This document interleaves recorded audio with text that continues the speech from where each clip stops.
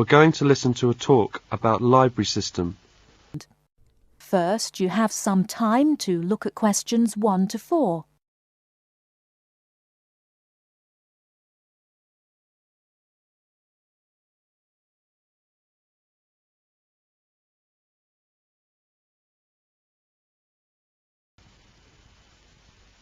Right, everyone, my name is Kathy Smith.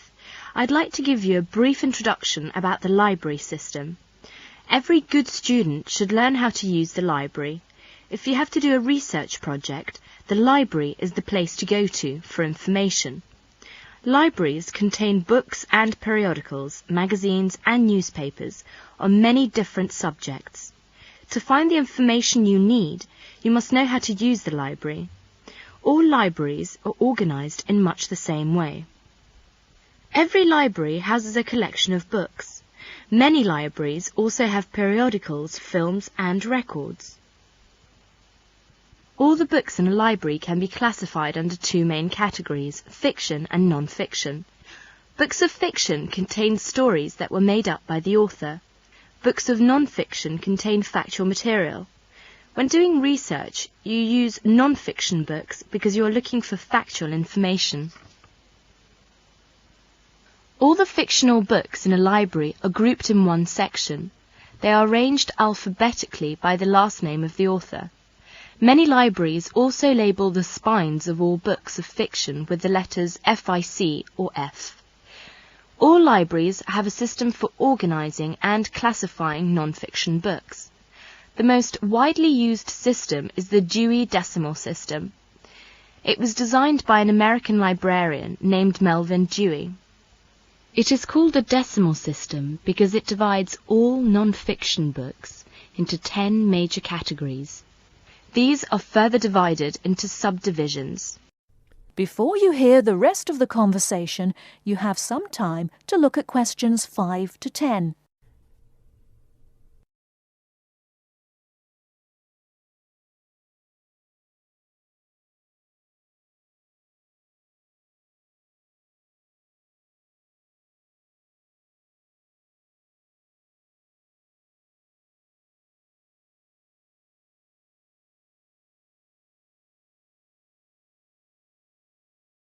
Now listen and answer questions 5 to 10. For example, all science books are numbered from 500 through 599. Each different field of science has a number within the 500 category. For example, astronomy is 520 and chemistry is 540. The Dewey Decimal System provides a category for every type of non-fiction book. The best way to locate a book in the library is to use the card catalogue. The card catalogue is an index of all the books in the library. Information about a book is listed on cards. All the cards are filed alphabetically and stored in drawers in large cabinets. The card catalogue can help you locate a particular book, a book on a certain subject, or a book by a particular author. In the card catalogue, each book has 3 cards, an author card, a title card, and a subject card. The author card is alphabetized under the author's name. The title card is filed alphabetically according to the title of the book. The subject card is filed alphabetically under the name of the subject of the book. In many university libraries, they use their own Biblitus cataloguing system or the microfiche system. Both of them list publications under author and title, and both are very easy to use. Now let us see the reference books. We all know that reference books make up an important part of a library's non-fiction books collection. They contain facts and information about any subject you can think of. Reference books are not meant to be read from cover to cover. You should use them when you want important facts and information about a particular subject. Let's see some major types of reference books. First, dictionaries. Dictionaries are books that list and give the meanings of the words in a language. They also give the pronunciation of words in a dictionary which are listed alphabetically. Second is encyclopedias. Encyclopedias are reference books that provide factual information about people, events, places, and subjects of lasting interest. Each article is written by a specialist on the topic being discussed. An encyclopedia usually consists of a number of books arranged in a set. The volumes are arranged in alphabetical order according to the topic of each article. Letters are stamped on the spine of each volume to indicate the alphabetical rang of the topics in each volume. For instance, if you wanted to find information about the moon, you would look in volume 8 of the encyclopedia pictured here. Next is atlases. An atlas is a book of maps. It may contain many different kinds of maps. The maps in an atlas are often arranged alphabetically by country or continent. Almanacs are also a type of reference books. An almanac is a book that contains recent statistics and summaries of information on a wide variety of topics. It is published annually. Information is listed alphabetically by subject. Indexes are alphabetical lists of names, titles and subjects that tell where information about each can be found in other publications. For example, the Reader's Guide to Periodical Literature can help you find magazine articles that have been published about a particular subject. It will give you the names of publications that have carried articles about the subject, the dates and volume numbers of the particular issue in which the articles appeared. You should be aware that reference books may not be taken out of the library under any circumstances. They are used only in the library. That is the end of part 1. You now have half a minute to check your answers.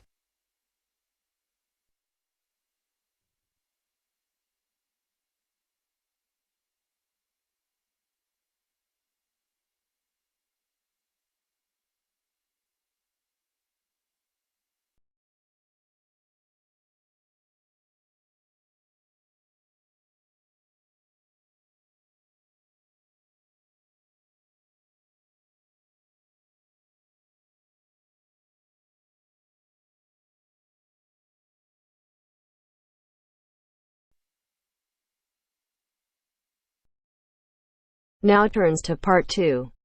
You are going to hear a talk about making the most of graduate school. First, you have some time to look at questions 11 to 16.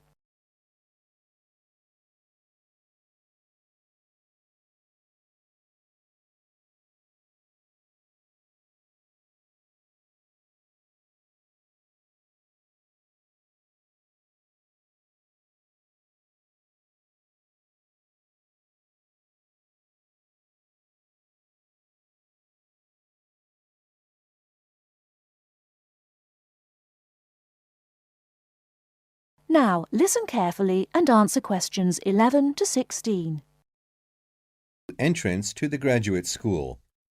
My job now is to give you the graduate school survival guide and make some concise suggestions for getting the most out of your relationship with our research supervisor, getting the most out of what you read, and making continual progress with your research.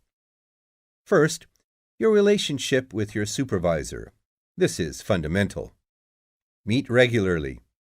You should expect to meet once a week or at least every other week, because this will give you the motivation to make progress and also keeps your advisor aware of your work. Prepare for your meetings. Come to each meeting. Also, bring the notes from your previous meeting together with a list of any upcoming deadlines. Make a plan for what you hope to get out of each meeting. After the meeting, email your supervisor a brief summary. Include a list of major topics discussed, a list of what you agreed on, a note of any advice you may not want to follow, and a new summary of what you are planning to do. This helps avoid misunderstandings and provides a handy record of the progress of your research. Add a to-do list for yourself and your supervisor, including a reading list. Finally, add the time and date for the next meeting. My second main piece of advice is to keep your supervisor informed. Show him or her the results of your work as soon as possible. This helps your supervisor understand your research and identify any potential points of conflict early in the process. Include summaries of your work, including any results of experiments, and also anything you write about your research. Thirdly, communicate clearly. If you disagree with your advisor, state your objections and concerns clearly and calmly. If you feel that something about your relationship is not working, discuss it with him or her. Whenever possible, suggest steps that they could take to address your concerns. Under this heading, it is extremely important to take the initiative. You do not need to clear everything you do in your research with your advisor. He or she is busy too. You must be responsible for your own ideas and the progress of your work. Before you hear the rest of the talk, you have some time to look at questions 17 to 20.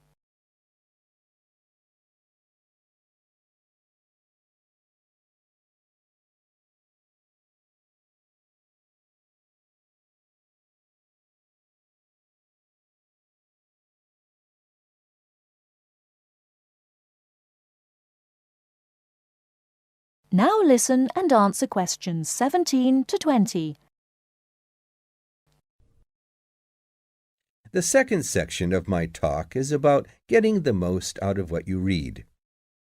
The first principle here is to be organized. Keep an electronic bibliography with notes and pointers to the paper files. Keep and file all the papers you have read. Point 2. Be efficient. Only read what you need to. Start by reading only the conclusion, scanning figures and tables, and looking at their references. Read the other sections only if the paper seems relevant or you think it might help you get a different perspective. Skip the sections you think you already understand. These are often the background and motivation sections. It's of critical importance to take good notes on every paper you find worth reading. Note especially what problem the author is trying to solve, what approach they take to the problem, and how their approach differs from other approaches. Next, summarize what you have read on each topic. After you have read several papers on the same topic, note the key problems, the various formulations of the problem under consideration, the relationship between the various approaches and the alternative approaches you come across. Let me add one point you might not have already thought of. Read PhD theses. Even though they are long, they can be very helpful for quickly learning about what has been done in your field of interest. Focus particularly on the background sections and method sections. Don't forget to read your advisor's thesis. This will give you an idea of what he or she expects from you. The third section of my talk is about making continual progress with your research. Keep a journal of your ideas. Write down every issue you are thinking about, even if you think it is stupid. This will help you keep track of your progress and keep you from going round in circles. That is the end of part 2. You now have half a minute to check your answers.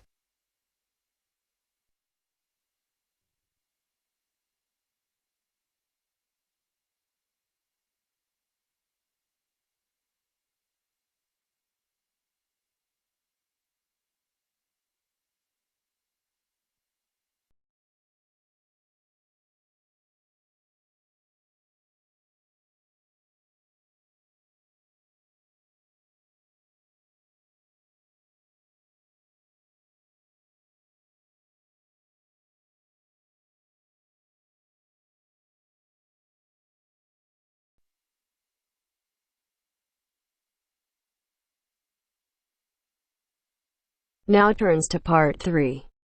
Part 3.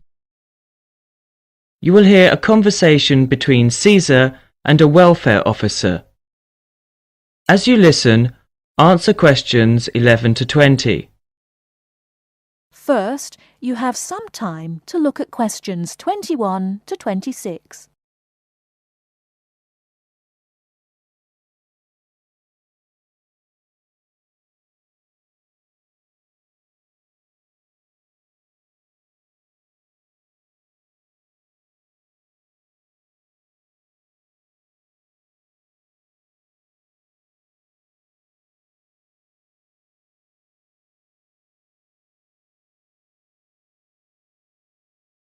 Now listen carefully and answer questions 21 to 26.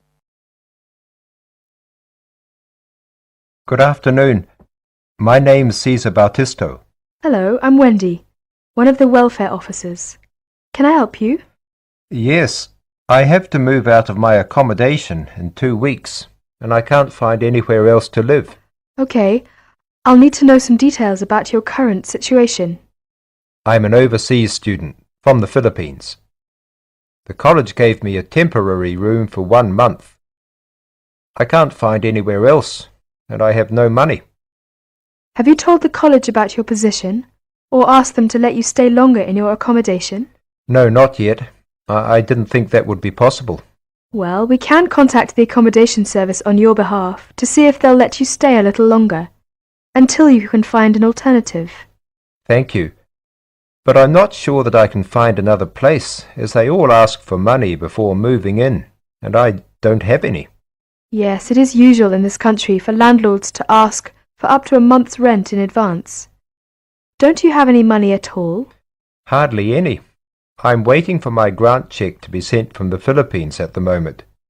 It should have been here for me to collect when I arrived in Britain, but it seems to have been lost. You can apply for emergency loan from the union if you want.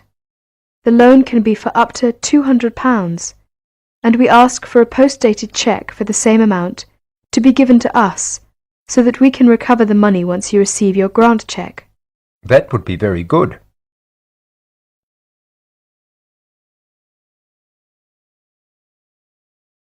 Before you hear the rest of the talk, you have some time to look at questions 27 to 30.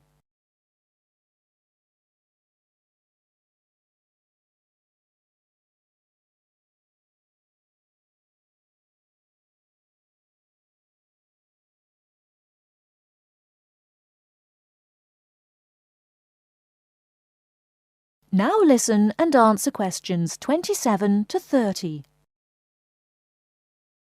I'll apply, but I'm still worried about how to find new accommodation. As I said earlier, we can ask the college to extend the time you're allowed to stay in your present accommodation. They may refuse, of course. Then what will happen? If the worst comes to the worst, the union may be able to provide some very short-term emergency accommodation. If you want me to, I'll contact 1 or 2 of the addresses on the notice board and arrange for you to visit them. But what if they ask me for the rent in advance? I only have £90 left, and I need that for food and books. It'll be all right. By the time they actually need the money, we'll have your emergency loan ready. Just fill in this application form and write me a cheque for £200, please, payable to the student union. Right, I'll do that. Thank you very much for your help. I'm feeling more optimistic now.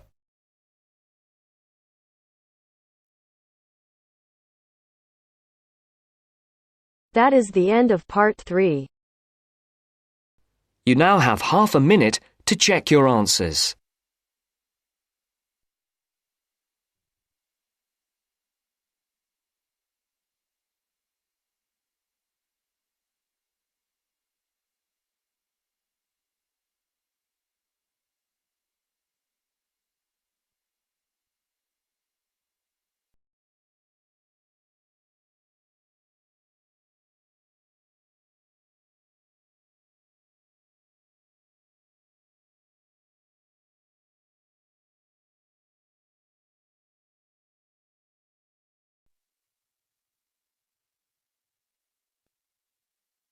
Now turns to part 4.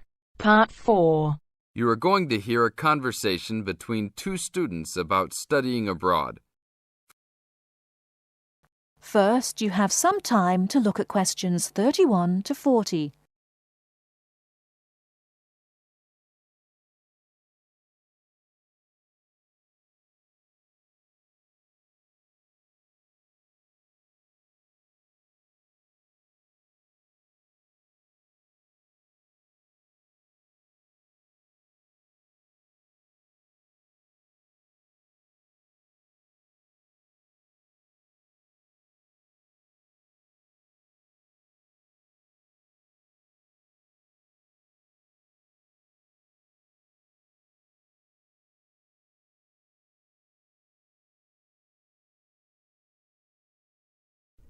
Now, listen carefully and answer questions 31 to 40.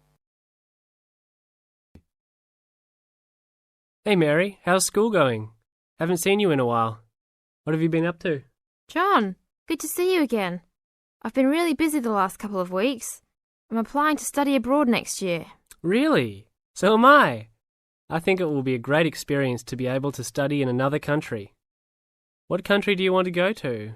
At first I wanted to study in Africa, but my parents really don't want me to go there because they think it will be dangerous. So now I'm thinking about going to Spain, Italy or Japan. Actually, I think Africa would be a fascinating place. I would want to go there to visit. Maybe not to study, but definitely I would want to go visit. For next year, I want to go to either China or Germany to study. But my parents can't afford any European countries. So maybe... Why China or Germany? Well, I want to go to China because I think it's a really interesting country with a long history. Plus, it has been changing so much, and I think it is a great time to be there. I really want to improve my Chinese also, and I've been taking Mandarin courses the last 2 semesters. I would want to go to Germany because my mother is German, and I want to learn more about my cultural background. How about you? Why the countries you chose? Well, I want to go to a Spanish-speaking country. I took Spanish in high school, so I figure if I go to a Spanish-speaking country, I'll be better off knowing some of the language already. But I have already been to Mexico many times, and South American countries don't have classes for my major, except for Brazil, but they mostly speak Portuguese there. I would want to go to Italy because I want to do a study about ancient Roman civilization. It has always been a dream of mine to go and see Pompeii and the volcanic ruins. Plus, my family has Italian roots and I love Italian food. I want to go to Japan mainly because my girlfriend was born in Japan and always tells me all of these fascinating stories about Japanese history and culture. I am a big fan of sumo wrestling also, so I've always wanted to see a sumo match in person. I really love sushi and almost all Japanese food. Recently, I have started to watch some Japanese baseball too. But of course, these are all secondary reasons. My main reason is of course my girlfriend and understanding her culture. I don't speak any Japanese though, so that is my major drawback. I think it is much better to go to a country if you can speak the language. That's great. When do you have to decide by? I have to finish all my applications this week. I'm really stressed trying to finish everything, on top of all my schoolwork. I'm almost done with my applications. I just have to finish the Italy application. I think my last choice is Italy, so I'm doing that one last. How long do you want to go for? I think I'm only going to go abroad for 1 semester, or else I won't be able to graduate on time. I have many classes left until I can finish my degree, and I'm not sure if I will be able to take them studying out of the country. I think I might be able to study in Spain because my Spanish is fluent, but definitely not in Italy or Japan, unless they have classes offered in English. I want to go for a year. I've heard that it's better to go for a year because you get a full experience and get a better grasp on the language. But I understand that most people can't finish their degree in time. It was hard trying to decide which country I would rather go to, but I think my first choice is to go to China. I know Germany will be great also. Either way, I will be thrilled to have the opportunity to study there. What's your first choice? I really don't have one. Actually, I think I'm like you. Just being able to study in another country will be great. Either Japan or Spain will be awesome. Italy will be awesome too. But I've been there a bunch of times, so I think I prefer to go somewhere else. Sounds exciting. We'll have to go to class now. It was great talking to you again. See you around next time? Yeah, sure. See you around. Hope that everything goes well. That is the end of part 4. You now have half a minute to check your answers.